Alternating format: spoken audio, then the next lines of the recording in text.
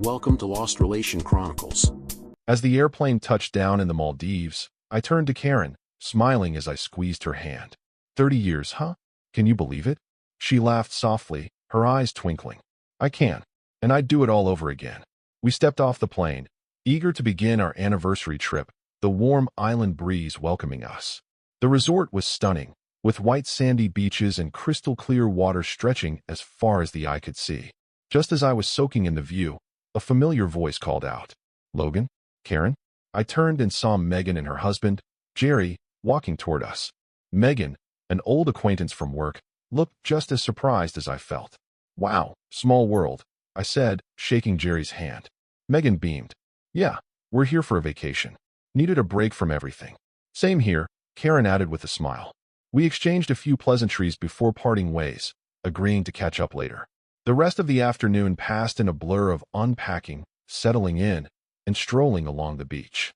It felt perfect, just me and Karen celebrating 3 decades of love. But that evening, as the sun dipped below the horizon, painting the sky in hues of orange and purple, everything changed. We were sitting on the balcony of our villa, a bottle of wine between us, when Karen turned to me, her expression unreadable. "I need to tell you something," she said. I set my glass down. "What is it?" She hesitated for a moment, then took a deep breath. "I want to sleep with Jerry." I blinked, convinced I had misheard her. "What?" She met my gaze, her face calm. "I've thought about this for a while. Jerry and we have a connection. And since we're all here, I think this is the right time." My stomach dropped. "Are you joking?" She shook her head. "No, Logan. I'm serious." A bitter laugh escaped me. "You're telling me, on our anniversary trip, that you want to sleep with another man? With Jerry?" "I don't want to hurt you," she said, reaching for my hand, but I pulled away. "You don't want to hurt me?" I scoffed. "How the hell do you think this feels?" "I still love you," she said softly. "But I need this." I stared at her, my mind racing, my heart pounding. This wasn't just a drunken mistake or a spur-of-the-moment confession. She had planned this. Finally, I exhaled sharply and said no. I stared at Karen, my mind still reeling from what she had just said. My pulse pounded in my ears, and for a moment, I wondered if this was some sort of sick joke. But the way she looked at me, calm, determined, told me she was completely serious. "You planned this?" My voice came out hoarse, disbelief lacing every word. She nodded, unfazed by my reaction. "Yes. I talked to Megan about it weeks ago. She's on board. She thinks you're attractive, Logan. Always has." I scoffed, running a hand through my hair. "And you thought this was something I'd be okay with? That I'd just, what? Jump into bed with Megan while you sleep with Jerry?"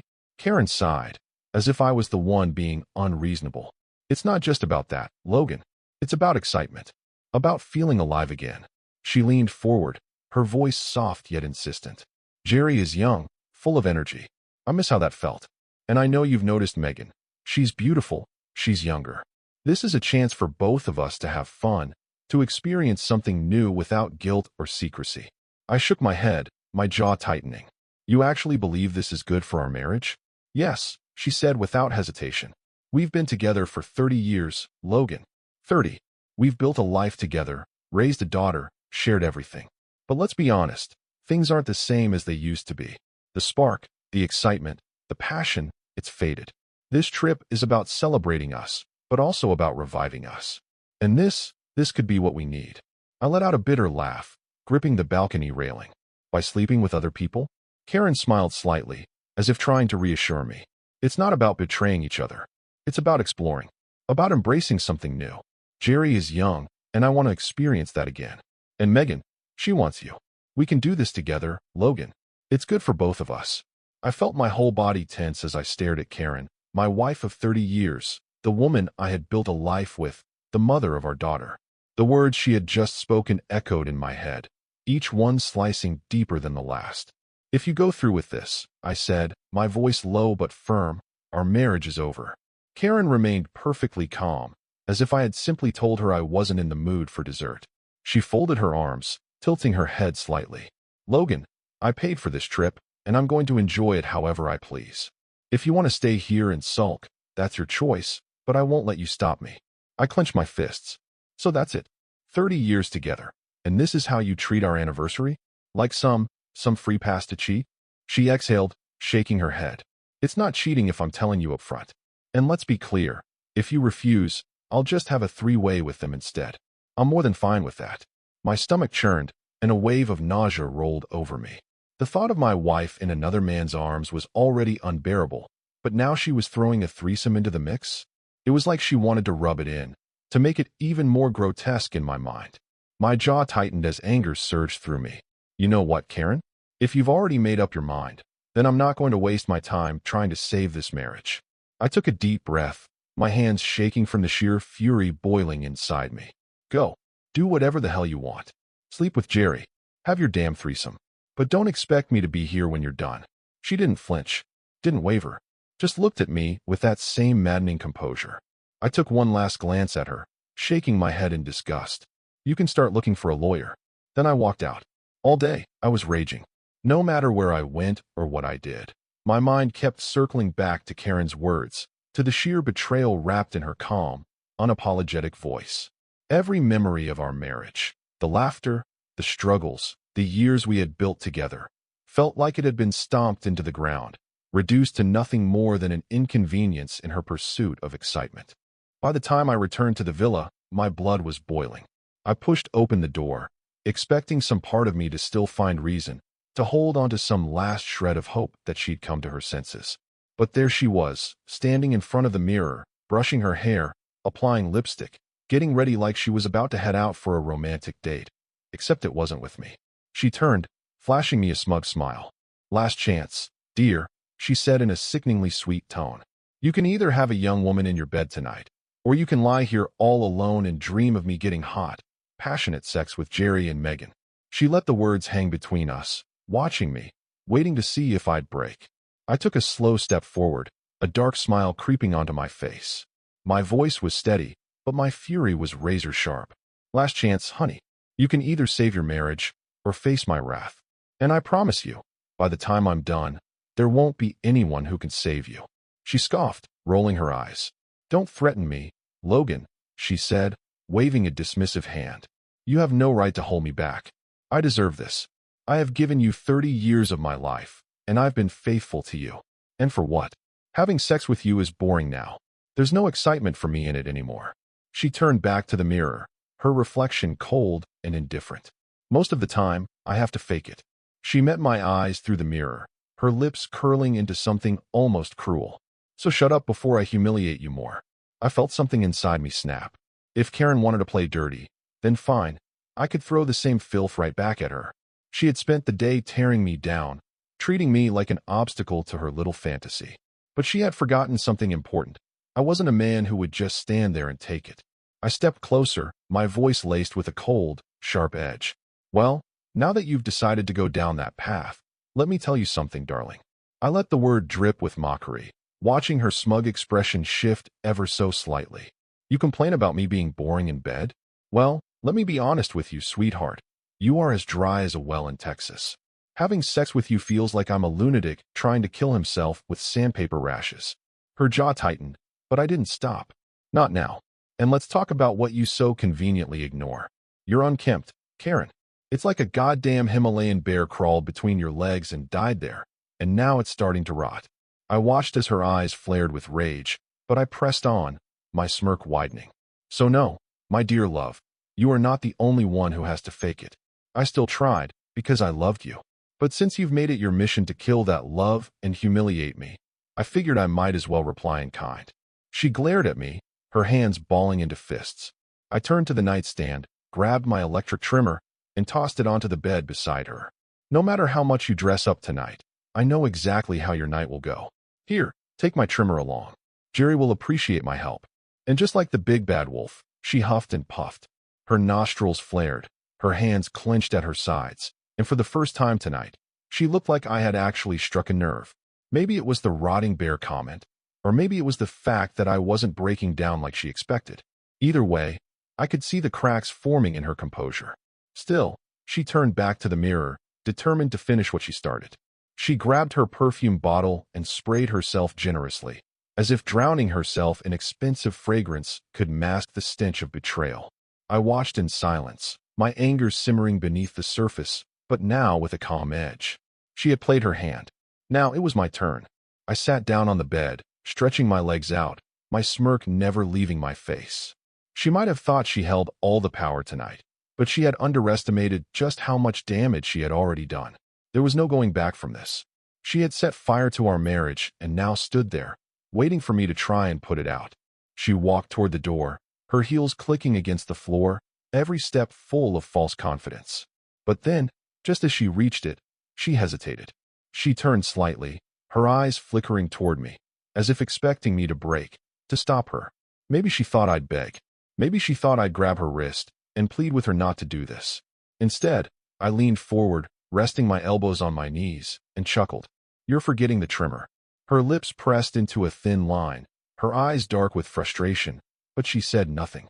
She turned back around, stepped out the door, and walked away. She didn't look back.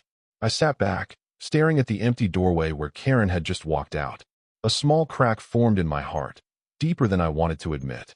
30 years of marriage, 3 decades of memories, struggles, laughter, and love, all gone in a matter of minutes. And for what? For a night of sex with a younger man? For some twisted desire to relive her youth at the cost of everything we had built together? I let out a slow breath, my fingers tightening around my phone as the weight of it all settled over me. My marriage was over. There was no fixing this. But I wasn't just going to sit here and let her walk away without consequences. I scrolled through my contacts and found Beth's number. My daughter, the one person who had always been on my side. She picked up on the second ring. "Dad." Her voice was alert, concerned. "Why are you calling so late?" I swallowed the lump in my throat and forced myself to speak steadily. "Beth, your mother has decided to have sex with a younger man tonight. She planned this entire trip for that reason. She told me right to my face." My voice wavered for just a second before I forced it back under control. "So I'm leaving. I'm getting on the next flight home, and I'm abandoning her here." "Wait, what?" Her voice sharpened with disbelief. "Dad, slow down. What the hell is going on?" I ran a hand through my hair, my jaw clenching. "I just wanted you to know." And I hesitated, knowing what I was about to say would worry her. "I'm sorry for what I'm going to do next." "Dad, what does that mean? What are you talking about?" I didn't answer. Instead, I ended the call before she could press me any further. My heart pounded in my chest as I stared at the phone for a moment longer. Then, with renewed determination, I dialed the front desk. "Hello, Mr. Logan. How can we assist you?" The receptionist's voice was warm and professional. I took a deep breath. "I need to speak to the local cops." Back in the U.S., 2 women being intimate wouldn't raise an eyebrow. But here, in the Maldives, things were different. Under Sharia law, Section 411(a)(2) was clear. Same-sex relations were punishable by up to 8 years in prison and an additional 100 lashes. Karen had made her choice. Now, it was my turn to sing her a lullaby. When the police arrived, 2 officers in crisp uniforms stepped into the hotel lobby, their expressions wary but professional. I greeted them with a polite nod and gestured toward the plush seating area. One of them, Officer Rashid, folded his arms. "Sir, we were told you requested urgent assistance. What seems to be the issue?" I leaned forward. "It's a delicate matter. You see, my wife and another woman are engaging in acts that directly violate Section 411(a)(2) of your laws." I paused. As much as it pains me personally, I respect the legal system of this country, and I believe it's only right that the law is upheld. The second officer, a younger man with sharp eyes, exchanged a look with Rashid. "Sir, these are foreign nationals. Such cases can create complications." I sighed, shaking my head as if disappointed. "I understand. Truly I do. But if your laws are to mean anything, they must apply to everyone equally, no exceptions. Otherwise, what does that say about the integrity of your system?" I reached into my pocket, pulling out my wallet. A couple of crisp, neatly folded bills made their way onto the table between us. "Of course, I appreciate the difficulty of your position. Consider this an encouragement for your time, your discretion, and your commitment to upholding justice." Rashid's gaze lingered on the money for a moment before he exhaled slowly. "We will look into this matter," he finally said, his voice measured. I leaned back, offering them both a knowing smile. "That's all I ask, gentlemen. I'm just a man who believes in the rule of law. I was a salesman by profession, and tonight, I had just sold them a promise of greatness." 2 hours later, as I folded the last of my clothes into my suitcase, my phone rang. I glanced at the screen, and, unsurprisingly, it was Karen. I let it ring. A minute passed, and my phone buzzed again. Persistent, desperate, Perhaps. I smirked, shaking my head, and continued zipping up my bag. She had made her choice. Now she would have to deal with the consequences. Before leaving, I took one last look around the room to make sure I hadn't left anything behind. That's when my gaze fell on Karen's passport lying on the nightstand. I picked it up, turning it over in my hands, and then, almost absent-mindedly, slid it into my bag. Oh dear, I muttered to myself, feigning concern. How could I be so forgetful? A small chuckle escaped my lips. With my things in order, I walked down to the reception, rolling my suitcase behind me. The man at the desk gave me a polite nod as I approached. "Checking out, sir?" he asked. "Yes," I said, sliding my credit card across the counter. "I'll settle my part of the bill." Then, with a casual shrug, I added, "My wife still has her belongings in the room, so she'll be handling the rest of the charges." The receptionist hesitated for a second, glancing at the computer screen. "And your wife will be staying longer?" I offered him a tight-lipped smile.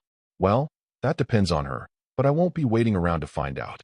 He nodded, processed the payment, and handed me my receipt. "Thank you for staying with us, sir. Have a safe journey." "Oh, I plan to," I said, grabbing my suitcase and heading for the exit. At the airport, I moved through security smoothly, feeling a strange sense of relief wash over me. The past few hours had been chaotic, but now, as I sat at the gate, waiting for my flight to board, I felt something I hadn't felt in years: accomplishment. The flight was quiet. I closed my eyes, letting the drone of the engines drown out any lingering thoughts of Karen and the mess she had made. When I finally arrived home, stepping into the familiar space, I barely had time to set my bags down before I heard footsteps. I turned toward the living room and saw Beth standing there, arms crossed, her expression unreadable. She was already there, waiting for me. "What the hell did you do?" she spat, her voice sharp enough to cut through steel. I raised an eyebrow and set my suitcase down. "Nice to see you too, sweetheart," I said, feigning ignorance. "Don't play dumb, Dad," she snapped, stepping closer. "Mom is in jail. The entire system is scrambling to get her out, and you're standing here like you don't have a damn clue." I let out a slow breath and tilted my head. "I have no idea what you're talking about." Beth's hands balled into fists. "Mom was caught with Jerry and Megan," she said, practically shaking. "The cops stormed their villa. No knocking, no warning. They just barged in. All three of them were arrested and charged under multiple sections. She's now facing trial, and if convicted, she could be imprisoned for up to 8 years.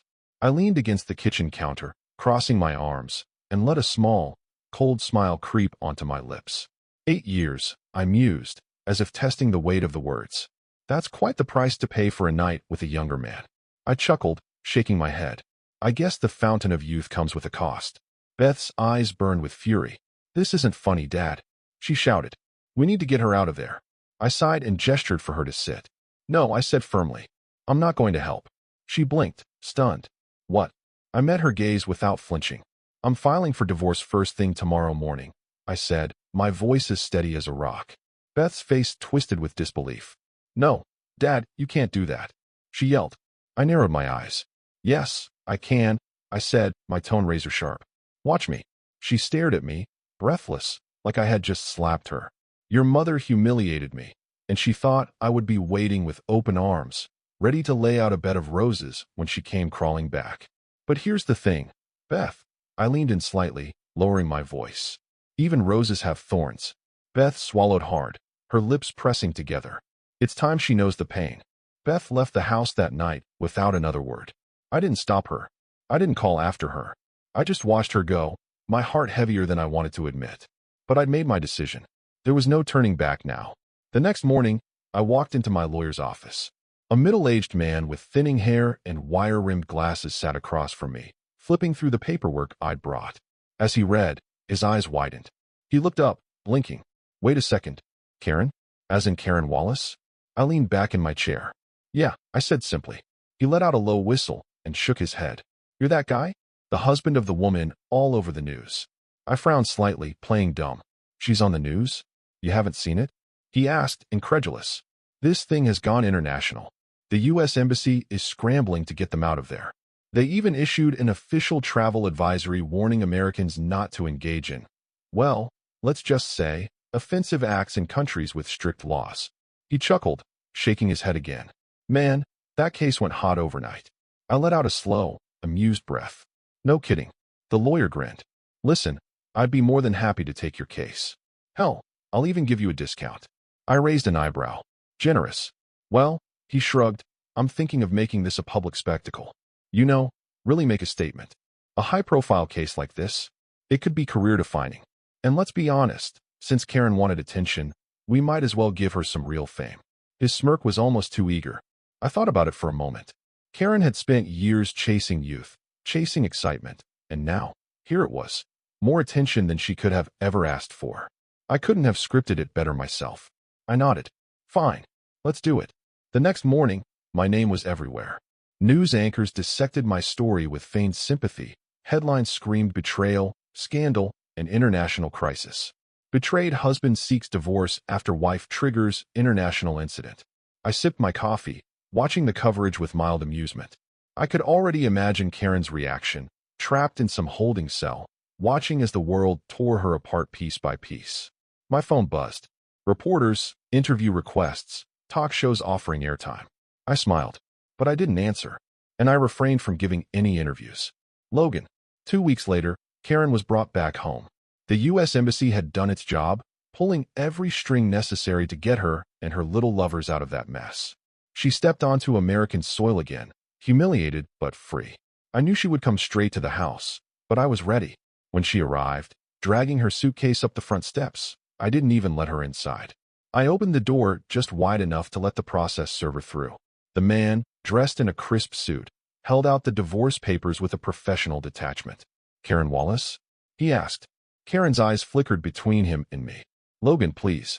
You've been served, the man continued, handing her the papers. She took them with trembling hands, scanning the pages, and then looked up at me, her eyes already brimming with tears. You're divorcing me? She whispered, voice cracking. I folded my arms. What did you think was going to happen? Her lip quivered. I made a mistake, but I still love you. I let out a cold laugh. Love? You call that love? She broke down completely, sobbing right there on my doorstep. Please, Logan. We can fix this. We can go to therapy, we can. I stepped back and gripped the edge of the door. You need therapy. I am just fine. We're done, Karen. And with that, I slammed the door in her face. I knew exactly where she would go next. Beth. The divorce case made its way to court soon after. The judge, an older man with silver hair and tired eyes, was already well aware of the international scandal Karen had caused.